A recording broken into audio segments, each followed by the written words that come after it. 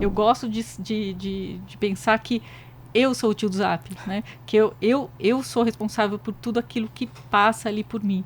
E certamente aqui nessa sala não sou a única que passou à frente alguma informação e depois teve que pedir desculpas no grupo e dizer, gente, eu não chequei, fui.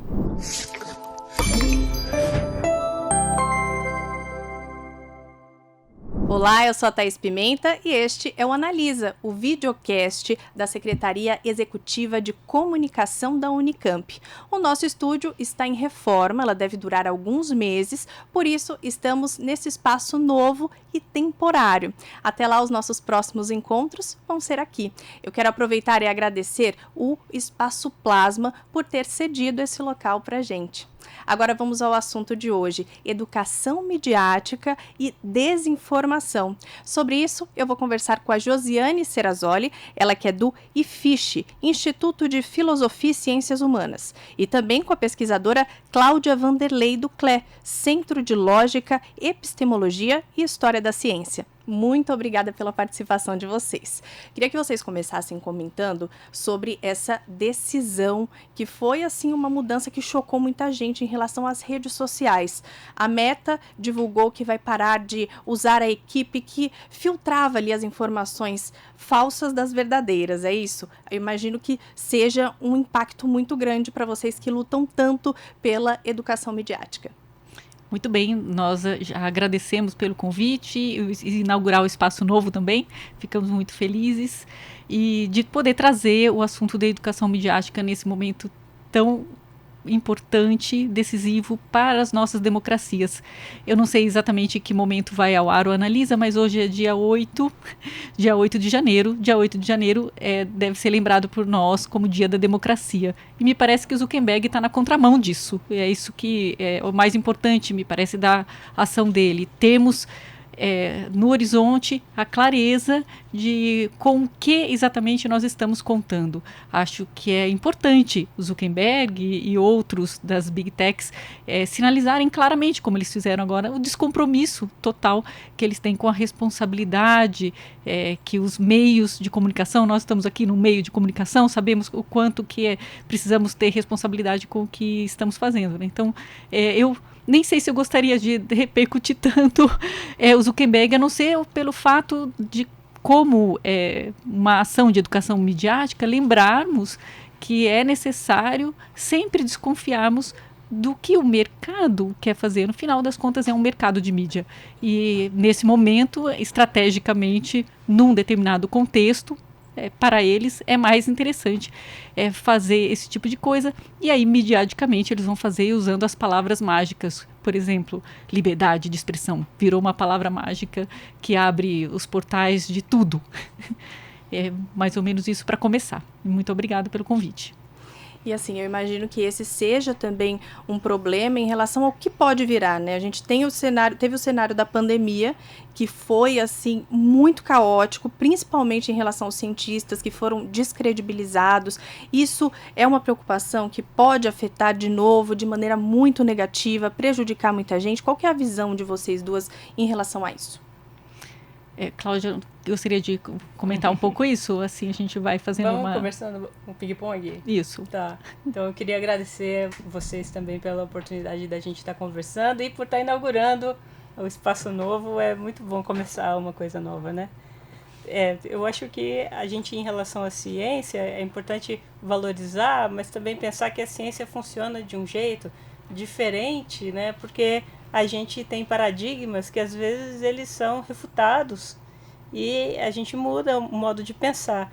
Então, às vezes, o modo da gente trabalhar gera uma certa confusão quando a gente pensa em rede social, porque alguns artigos que foram refutados, eles vêm para responder a questões e para dar margem à desinformação. Então, a aproximação com o modo de pensar da ciência pode ser uma coisa muito interessante nesse momento para todos nós. Na pandemia, realmente, foi uma experiência muito triste, né? Foi uma experiência em que a gente aprendeu muito sobre o que é possível fazer em relação à a valorização da ciência, a valorização das instituições que produzem ciência, né? Como é que nós fomos tratados, e acredito que a gente tenha que se articular. Isso até é um dos motivos pelos quais a gente resolveu montar o Observatório de Desinformação, porque a gente não consegue fazer nada sozinho, né? A comunidade científica é muito grande, a gente precisa conversar e desenvolver estratégias de maneira articulada.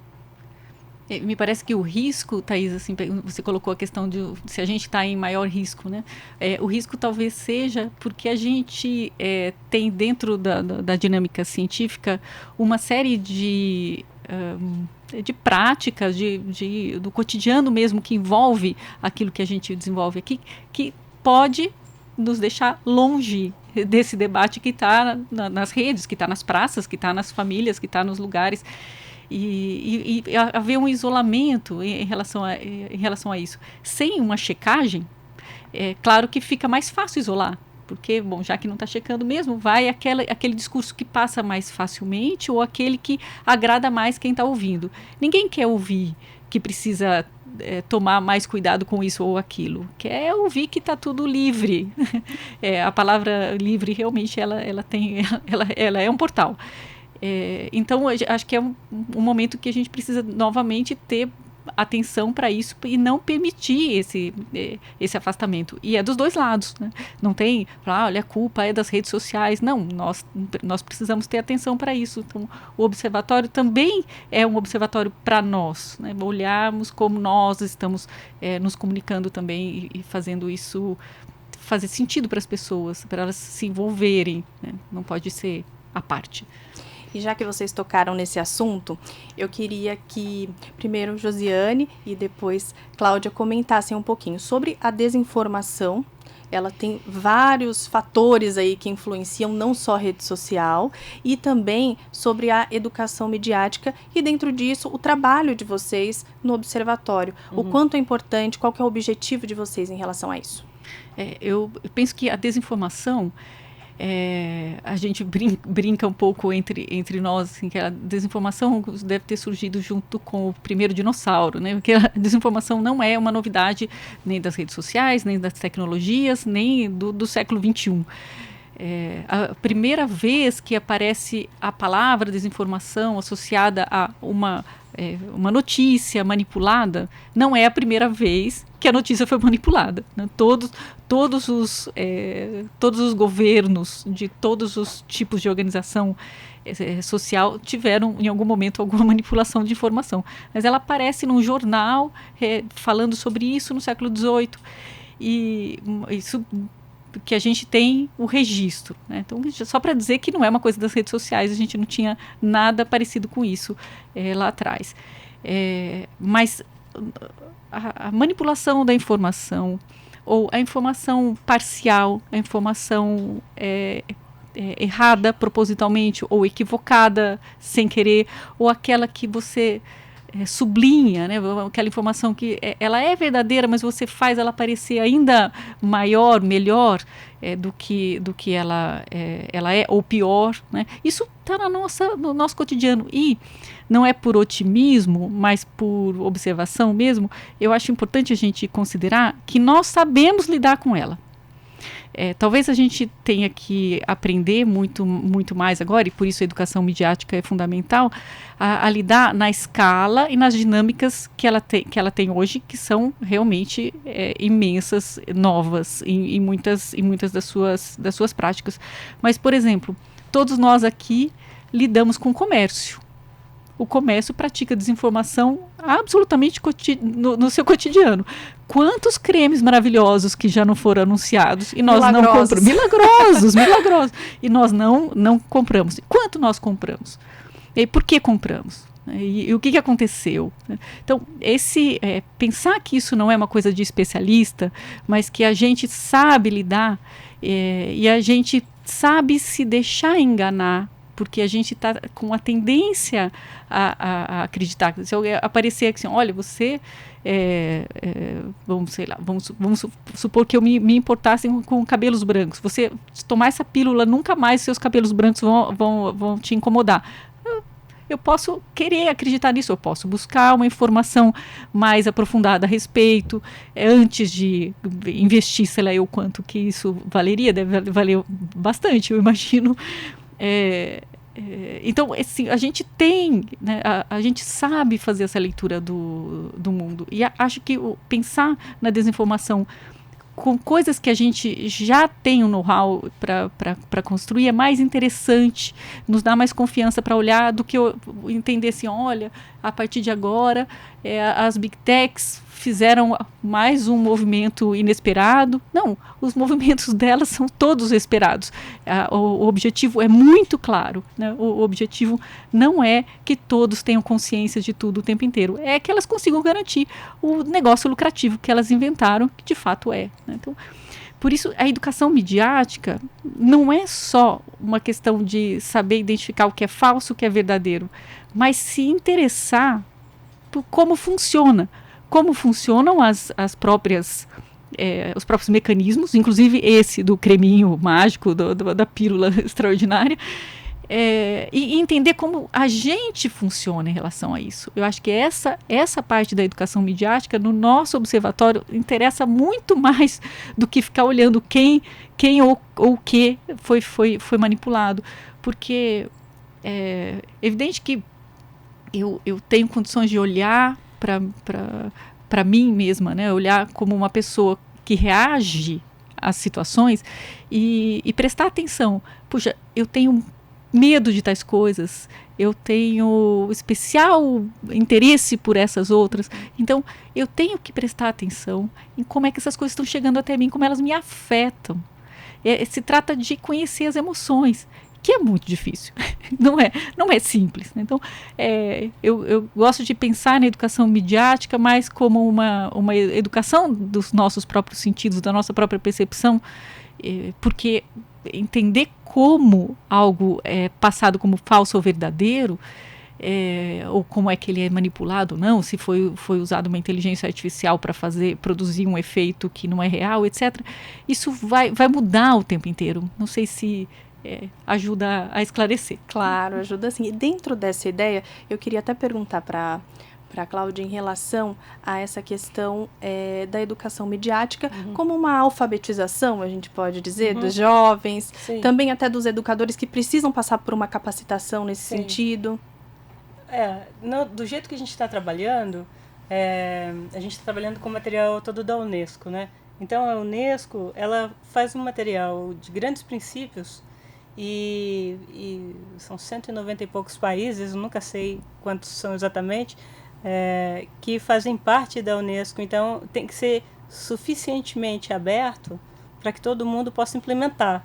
Então, fica sob a responsabilidade de quem está no país fazer o ajuste cultural, fazer o ajuste regional para fazer sentido. Então, isso que a Josiane está falando, né, a gente é muito sentimental, né? A gente vê agora com o prêmio da Fernanda Torres, por exemplo, que tá todo mundo, tem um monte de meme assim, gente, não vou fazer isso tipo partida de futebol, e tá todo mundo remendo, fla-flu total e tal. Então, a gente é muito envolvido emocionalmente. Eu acho que isso que a Josiane traz de pensar nas emoções, os gatilhos, né, pra gente ficar envolvido em polêmica, envolvido em discussão, eu acho que isso é muito um traço nosso. A gente se mobiliza muito pelo afeto.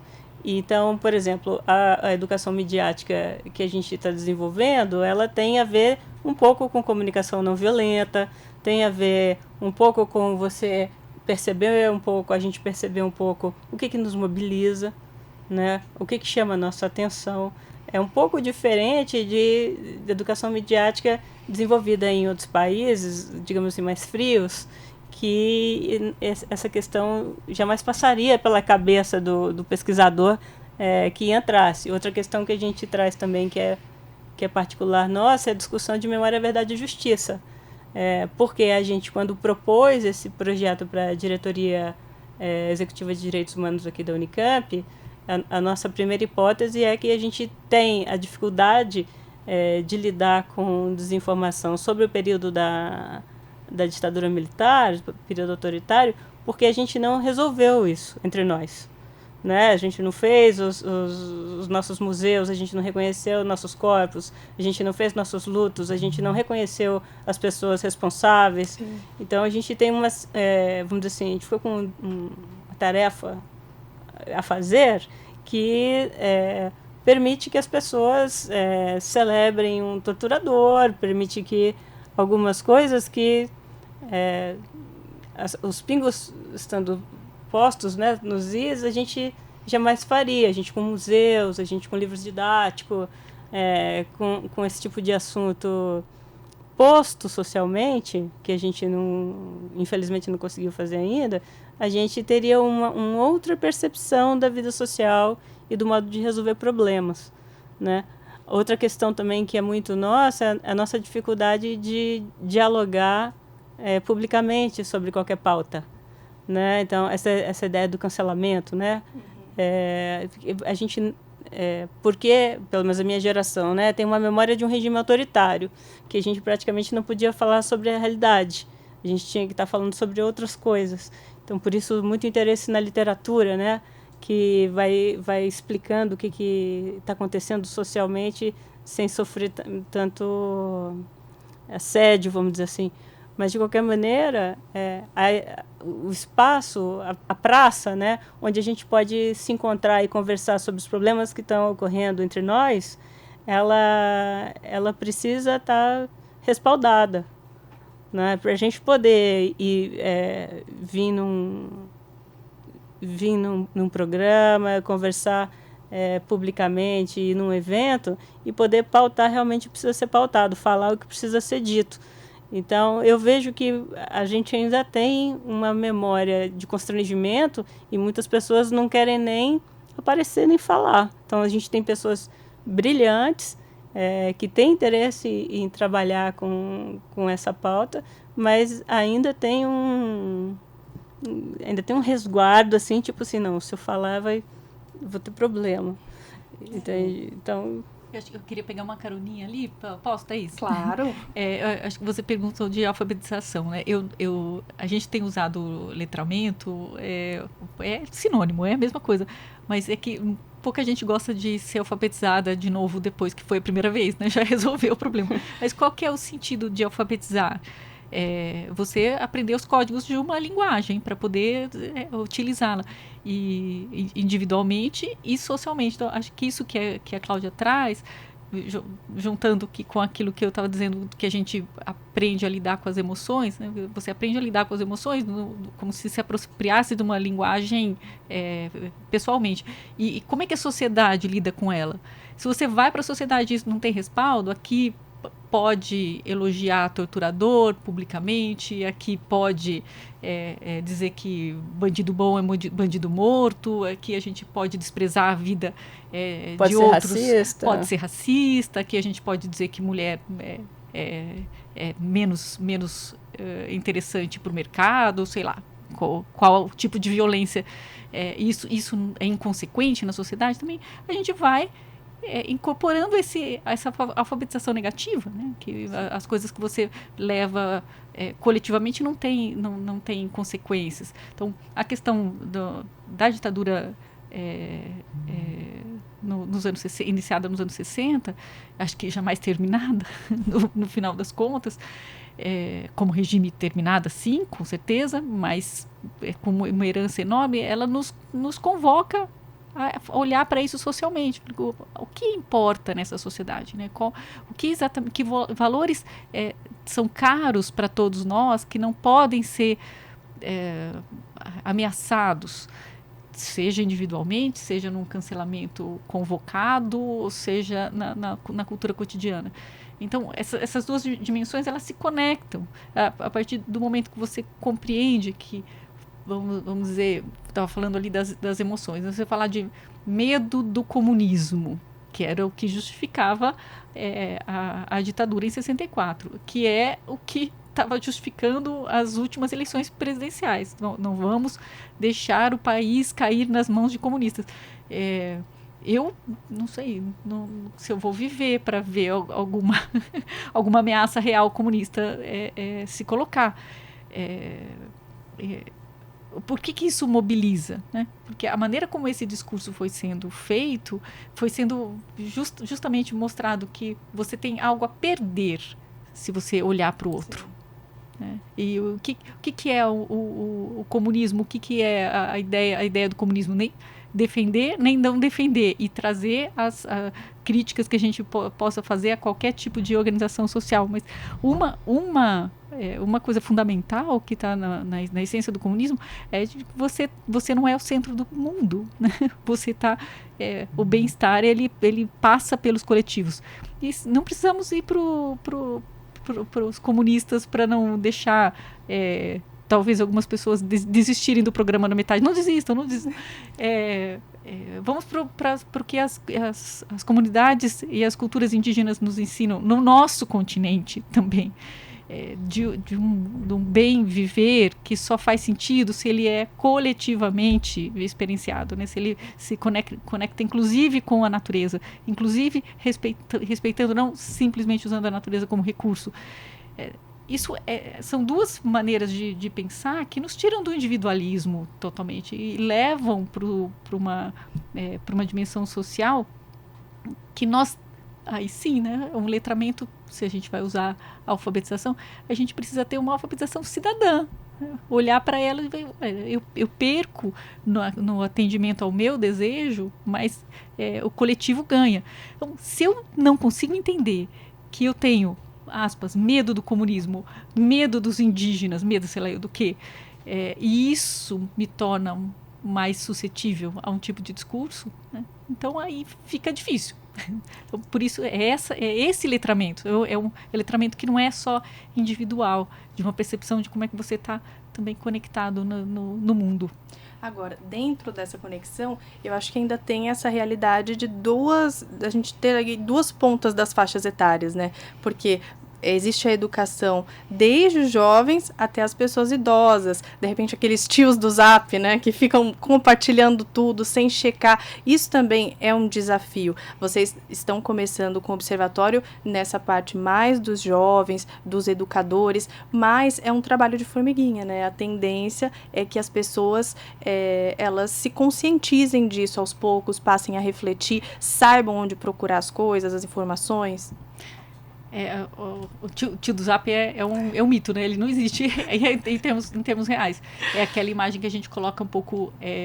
não sou eu, né? Para dizer, sim, não sou eu que faço isso. Eu gosto de pensar que eu sou o tio do Zap, né? Que eu sou responsável por tudo aquilo que passa ali por mim. E certamente aqui nessa sala não sou a única que passou à frente alguma informação e depois teve que pedir desculpas no grupo e dizer, gente, eu não chequei, foi.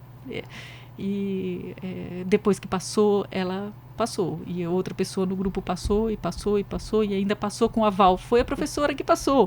Né? Então, acho que é legal a gente falar dessa imagem do tio do Zap, mas não colocar isso no... personificando, pensando que tem uma característica X, né? Ele se veste assim, ele faz tal coisa, ele se move assim. Acho que não. A gente pode fazer hashtag eu sou o tio do Zap. Eu sou o tio do Zap. Então somos todos tio do Zap. Sim. Somos todos tio do Zap. Porque, de fato, podemos ser, né? Eu acho que exatamente isso, as informações chegam até nós. E aí, se a gente olha por como os algoritmos funcionam, alguns deles são sensíveis ao ponto de identificar quanto tempo você fica olhando na fração de segundos a mais numa determinada notícia. Não é uma questão de você ter clicado ou não, é o tempo que você demorou ali. Se você deixou aberto o celular e foi atender a porta, você vai receber informações sobre aquilo sem parar, né? E aquilo não é uma sensibilidade do celular, não é um sinal divino que você tem que comprar aquele produto ou que aquele creminho é bom. Aquilo é de fato o algoritmo funcionando. Então, a gente está suscetível a isso, todo mundo. Então, hashtag sou tio do Zap. Então, eu acho que a ideia nossa é mais ter atenção a como como nós reagimos, talvez sem estratificar em muitos perfis, mas percebendo como isso funciona, como nós somos reativos a determinadas situações. Uma desinformação manipulada, por exemplo, para te causar medo, para ficar um pouco nesse, eu acho que das emoções, eu acho que ela é a mais mobilizável dentro desse espectro que a gente está falando agora. Medo, inclusive, o medo de ficar velha, é isso que faz a gente ir lá para o creminho, né? Por exemplo, o medo, termos bem gerais. O que vai acontecer se a gente deixar que isso vá sempre funcionando sem a nossa intervenção, né? É isso, você vai se tornar uma pessoa mais suscetível a servir de cordão para continuar aquela informação. E a informação que quer mobilizar o medo, a desinformação que quer mobilizar o medo, ela vai quase sempre operar de uma forma similar. Ela tem um quê de verdade, sempre tem. Ela nunca é 100% mentirosa, a não ser que ela seja totalmente conspiratória. E aí é um outro funcionamento. Mas ela tem uma parte verdadeira, ela tem uma parte que, se você for checar, você vai encontrar uma confirmação. E quase sempre ela está descontextualizada. Então, aquela cena existe, aquela situação é real, mas ela foi feita em um outro contexto, uma outra situação totalmente diferente. E claro que tem a manipulação, que realmente modifica tudo, mas se a gente não olha com atenção, a gente é o tio do Zap. Acaba compartilhando. Compartilha, porque ela te pega pela emoção e imediatamente você pensa nas pessoas mais queridas e confiáveis, eu preciso falar para elas imediatamente que elas não podem fazer isso. E é assim que funciona. Principalmente porque às vezes eles até citam uma fonte, né? Totalmente. Então, Agora, tem a verdade, e aí ali no meio daquela informação tem algo muito chocante que a pessoa fala: meu Deus, eu preciso compartilhar isso agora. E o meu Deus, eu preciso compartilhar, é um engajamento emocional. E a gente fala tem que gerar engajamento. O que quer dizer gerar engajamento? É capturar a tua emoção. Então, esse letramento midiático, será que a gente vai ter que mudar, Cláudia, o nome do negócio? Vai chamar de letramento emocional?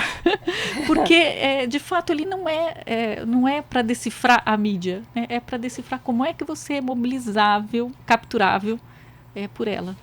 Então, dá para dizer, eu queria até que a Cláudia comentasse um pouquinho sobre isso, dá para dizer que as fake news, elas ganham tanto espaço, assim, principalmente na internet, por conta desse lado emocional? E do isolamento, né? Porque vamos voltar para o nosso tio, nossas tias, e para a gente mesmo, né, do Zap. Se você está isolado, por exemplo, eu estou com o meu celular, você está com o seu, a Josiane está com o dela. Daí, a gente não está conversando, a gente está aqui, teté no celular, mas se eu olhar para você e falar assim, você não sabe o que eu estou vendo aqui, estou vendo tal coisa, você já vai me refutar, não é bem isso, Josiane já vai me dar um certo outro contexto, não, me disseram, mas não é, Então, o jeito da gente se isolar e não querer dialogar, isso ajuda muitíssimo, né? A gente ter passado na pandemia natais sem falar com a família, é sintomático desse traço. Então, muitas vezes, a gente pode ter familiares que recebem desinformação e repassam, mas essas pessoas são as que vão nos salvar no almoço de família. Porque daí a gente vai lá cheia de minhoca na cabeça e aí, conversando com todo mundo, vai juntando as peças no almoço, numa tarde que a gente fica junto e tal, a gente vai discutindo, vai conversando e desmancha. Quase detetives. É um detetive, é um sistema de cuidado que a gente tem desde que a gente é pequeno. Quando a gente tem problema, a gente vai perguntar para os nossos pais, vai perguntar para os nossos tios, nosso tio vai com a gente para resolver um problema que apareceu, né? Então, são pessoas, é o nosso núcleo de segurança que precisa ser acionado no lugar da segurança. E não no lugar do, você não domina a tecnologia, então você é menos. Não, você domina resoluções de questões da nossa família. Vamos aproveitar isso aí, né? Desde que a família é família, a gente nessa posição, a gente cuida dos nossos. Então, mudar o foco, né? A gente não está buscando uma pessoa excelente em detectar a desinformação. A gente está buscando núcleos familiares, comunitários, escolas que trabalham juntos de maneira articulada e conseguem identificar o problema e se cuidar, né? Porque essa ideia da gente saber sozinho o que é bom e o que não é, socialmente não se resolve, né? Sim.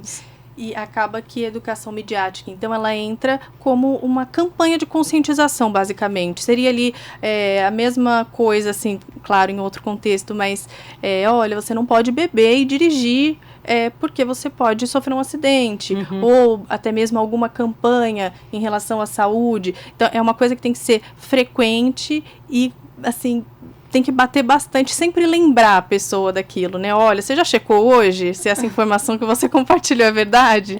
Não fique isolado, né? Se você recebeu uma coisa que te impactou, a primeira coisa que vai almoçar com alguém. Vai conversar com alguém. Vai tomar um café com alguém, sabe? Alguém da sua família, dos seus amigos. Vai pra rua e vai conversar com as pessoas sobre esse negócio. Tipo, não fique em casa teclando e passando para mil pessoas. Não, vamos restabelecer, porque também a gente tem que pensar assim, socialmente, né? A pandemia foi tão violenta porque a gente ficou isolado, dependente desses aparelhos, né? E a gente não teve mais aquela convivência gostosa, né? E se habituou cognitivamente a um tipo de delivery de informação que só me entrega as coisas que eu mesmo gosto. Então, tem uma coisa aconchegante, assim, pra mim, né? Que só tá falando o que eu gosto, do jeito que eu penso, aí é isso mesmo, eu sou assim mesmo, é isso mesmo, eu concordo comigo mesmo, é uma delícia. Mas não é... O próximo passo é eu tô certa, né? Eu concordo comigo mesmo, logo eu estou certa. Logo eu tô certa, logo tá todo mundo errado. Não, a gente não vai pra esse lugar aí. Então, quando a gente volta pro convívio social, que é o que a gente espera conseguir fazer na pós-pandemia, né?